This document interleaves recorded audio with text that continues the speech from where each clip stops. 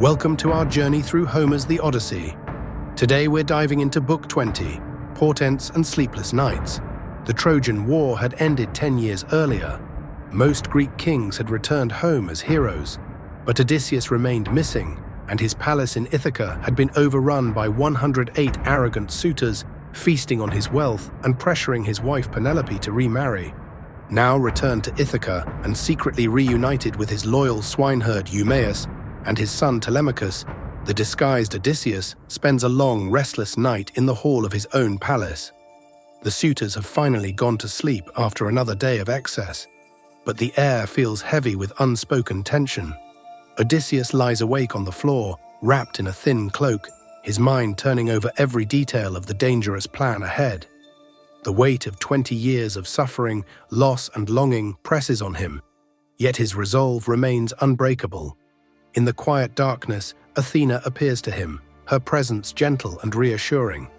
She comforts her favorite hero, reminding him that the end of his trials is near and that victory will soon be his. High above in her chamber, Penelope is also tormented by sleeplessness. She rises from her bed and weeps softly, pouring out her heart to the goddess Artemis.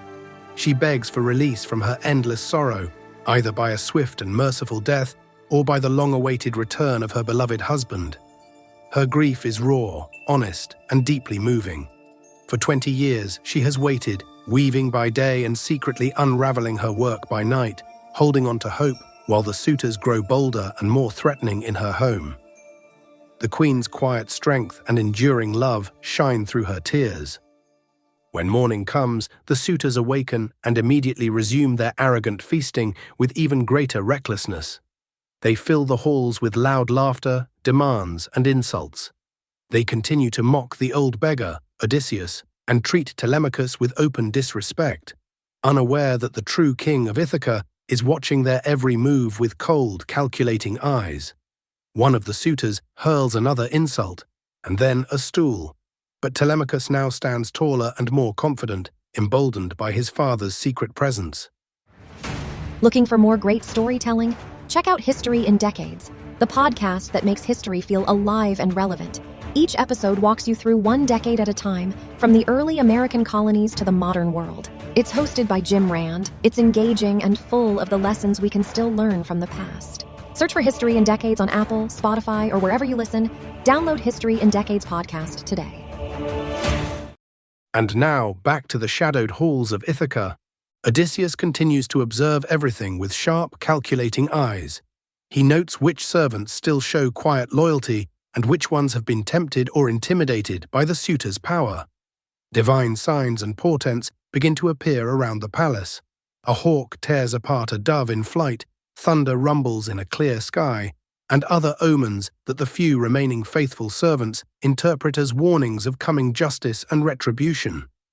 The suitors laugh off these signs, blinded by their arrogance and gluttony. Through it all, Odysseus remains patient in his humble disguise, enduring every insult and blow with the same cunning and endurance that has carried him through monsters, gods, and endless seas. He knows the moment is approaching when the bow will be strung and the final reckoning will begin. The storm inside the palace is building to its breaking point, and the walls are closing in on the suitors, even if they are unaware. If you're loving this epic journey through the Odyssey, I'd be truly grateful if you'd hit that subscribe button and share the show with a friend who appreciates timeless tales told by the fireside. Every new listener helps these ancient stories reach more hearts. In the next book, Penelope will set the contest of the bow, and the moment of truth draws even closer. Thanks for joining me on this journey through Homer's The Odyssey. I'll see you soon for Book 21, where the great bow is strung and the reckoning begins. Until then, remember that even in the darkest hours, hope and justice can be just around the corner.